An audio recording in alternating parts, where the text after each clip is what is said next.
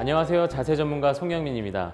우리 지난 시간에 바르게 앉기, 바르게 서기까지 배워보셨는데 우리가 기차가 있는데 바퀴 위에 짐들이 얹혀져 있었어요. 그 짐들이 바로 상체라 그랬죠.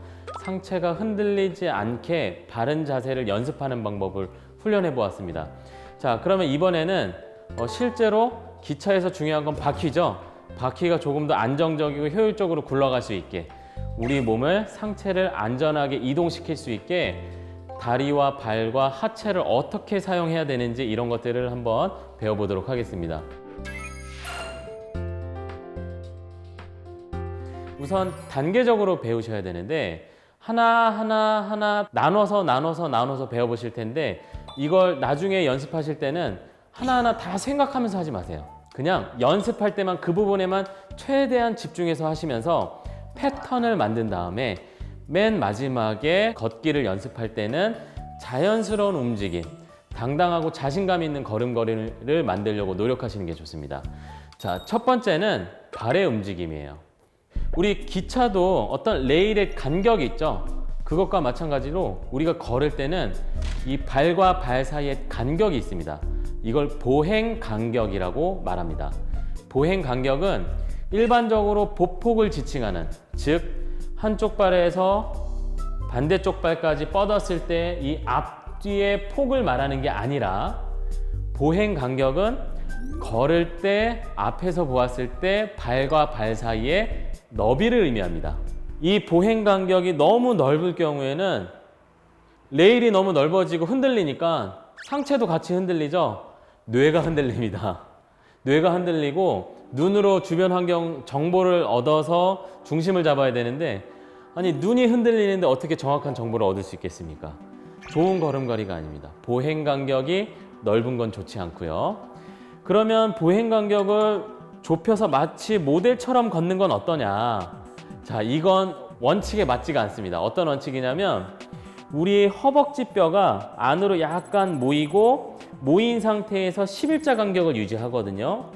그런데 너무 안쪽으로 모았을 때는 허벅지 근육이 안쪽으로 너무 짧아지고 바깥쪽 골반 옆에 골반을 세우는 근육들은 또 너무 길어지고 밸런스에 좋지 않습니다. 그래서 모델 워킹, 직업적인 워킹이 아닌 이상에는 보행 간격은 지금부터 제가 말씀드린 대로 설정을 해주시면 바른 걸음걸이를 만들 수가 있어요. 자, 어떻게 하느냐? 일단 발을 붙이세요. 발을 붙이면 발 안쪽 면과 뒤꿈치가 붙죠. 발의 각도는 자, 우리가 발을 아예 11자로 놓는다는 건 실은 안짱다리예요. 원래는 5도에서 7도 정도 바깥쪽으로 벌어져야 되거든요. 자, 이게 아주 약간 벌어져야 되니까 일반적으로는 뒤꿈치를 붙이고 발볼이 서로 붙어 있는 정도. 자, 이 상태에서 가운데 주먹을 세워서 이 주먹에 하나 들어갈랑 말랑할 정도로 살짝만 벌리시면 돼요. 이 정도 간격이 되겠죠. 그러면 골반보단 좁아지고 폭에서 걷는 것보다는 간격이 넓어지는 겁니다. 자, 그런데 여기서 많은 분들이 질문을 하세요. 주먹 하나 크기, 내가 주먹이 클 수도 있고 작을 수도 있고 이거 꼭 맞게 해야 되는 거냐? 아니에요. 사람마다 너무 다릅니다. 중요한 건 골반 너비와 발을 붙였을 때 그 사이 어딘가예요. 그 사이 어딘가예요. 그런데 일반적으로 이야기를 했을 때 주먹 하나 들어갈랑 말랑할 정도로 걸었을 때가 우리 하체뼈가 생긴 그 모양 그대로 안정감 있게 걸을 수 있는 걸음걸이다. 이렇게 설명을 합니다. 자, 그래서 보행 간격은 주먹 하나 들어갈랑 말랑할 정도로 기차 레일을 설정해 주시는 거예요. 자, 이 간격으로 이제 걷는 연습을 하면 됩니다. 자, 이런 식으로 걷는데 자, 기차도 나왔으니까 비행기도 나와야 됩니다. 이제 발의 움직임을 만들 때는 비행기를 상상하시면 돼요. 비행기가 이륙했다 착륙할 때 어떻게 떨어지나요? 바퀴를 내리죠. 바퀴를 내리면서 충격을 흡수하면서 서서히 내려오죠. 이륙할 때는 추진력을 이용해서 앞쪽이 위로 붕 뜨면서 올라가죠. 자, 그런 원리예요. 그러면 발의 움직임, 오른쪽 발을 기준으로 자, 비행기가 이륙합니다. 이륙할 때 발이 덜렁거리면 되나요? 안 돼요. 발의 움직임이 두 가지가 있는데 이렇게 아치가 무너지는 방향, 바깥쪽으로 꺾이는 방향 하나, 그 다음에 안쪽으로 세우면서 들어 올리는 방향 하나가 있어요. 이륙할 때 덜렁거리지 않게 하려면 발을 안쪽, 위쪽으로 살짝 들어줘야 됩니다. 그래서 발을 들어 올리면서 발끝을 세워서 이렇게 해서 들어 올린 다음에 떨어질 때는 어디서부터 떨어지나요? 자, 이렇게 세운 상태에서 착륙 바퀴는 뒤꿈치 약간 바깥쪽에 있어요. 가운데보다 아주 약간 바깥이라고 생각하시면 됩니다. 왜? 발을 세웠잖아요. 세운 상태에서 떨어질 때는 충격을 흡수해야 되니까 뒤꿈치 바깥에서부터 지면에 닿은 다음에 발이 안쪽으로 가볍게 펼쳐지면서 신체 무게중심이 발 뒤꿈치 바깥에서 중간 엄지발가락 쪽으로 빠져나오면서 다시 밀고 이렇게 나갔다가 다시 위로 떴다가 뒤꿈치 바깥쪽, 발 중간, 엄지발가락.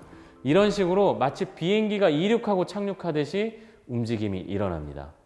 그래서 이걸 발에서 어떻게 연습하는지 직접 보여드리겠습니다. 자, 발 모양, 오른쪽 발을 먼저 보여드릴게요. 발을 살짝 세워요. 세울 때 위로도 세우고 안쪽으로도 약간 세웁니다.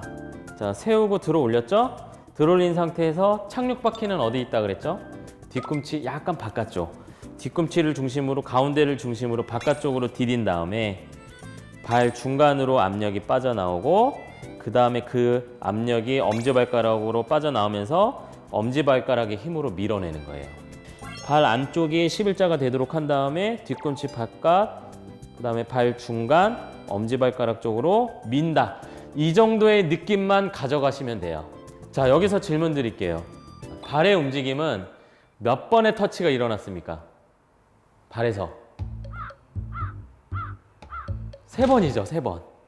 네, 쉬운 답변입니다. 이거 3번입니다. 그런데 힐을 신었을 때는 어떻게 될까요? 힐. 굽이 높은 신발 신으면 2번의 터치가 일어나는 거예요. 근데 육중한 체중이 발 한쪽씩 실려서 힘이 서로 충격도 전달되고 하는데 그게 3번에 나눠서 실리는 거랑 2번에 실리는 거랑 어떤 게 더 무릎이 아플까요? 2번이겠죠. 그러니까 지금 연습하시는 이 방법은 무릎의 충격을 흡수하는 데도 도움이 되는 방법입니다. 신발을 벗고도 보여드릴게요. 보행 간격을 설정을 했죠. 그 다음에 발을 세워서 뒤꿈치 바깥, 발 중간, 엄지발가락. 뒤꿈치 바깥, 발 중간, 엄지발가락. 이런 식으로 꾹꾹 눌러서 움직여 보는 거예요. 위에는 신경 쓰지 마세요. 중요한 건 발의 압력을 느끼는 겁니다. 자, 이렇게 뒤꿈치 바깥, 중간, 엄지발가락. 3번의 터치가 일어나야 돼요. 그래서 이런 움직임을 만들면서 아, 내 체중이 발에 이런 느낌으로 실리는 거구나. 그리고 지면이 나를 밀어낼 때 이런 느낌으로 나를 밀어내는구나. 발의 압력을 최대한 느끼면서 이 방법을 많이 연습하세요. 나중에 걸을 때는 이걸 언제 다 신경 쓰니까 뒤꿈치 바깥 이거 뭐 신경 못 써요. 그냥 연습만 많이 하면 나중에는 팔다리 움직일 때 자연스럽게 발이 따라 움직입니다. 이런 것들이 태어나면서부터 성장하면서 자연스럽게 본능적으로 만들어졌던 건데 환경에 의해서 그 본능이 깨져버린 거예요. 그래서 그 본능을 일깨운다는 느낌으로 발의 압력을 잘 느끼시면 되겠습니다. 그 발에 있는 여러 가지 감각신경들, 특히 압력 센서들이 많거든요. 그 압력 센서들이 우리 뇌로 내 무게중심에 대한, 신체 무게중심에 대한 정보를 끊임없이 보낼 거예요.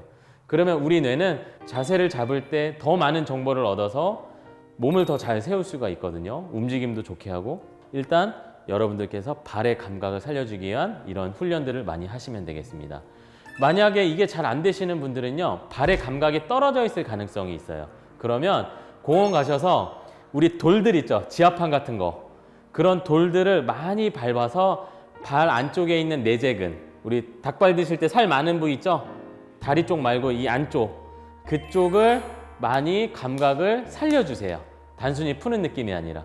그러면 이 훈련을 조금 더 부드럽게 잘 하실 수가 있습니다. 이 영상이 도움이 되셨다면 좋아요와 구독 부탁드립니다.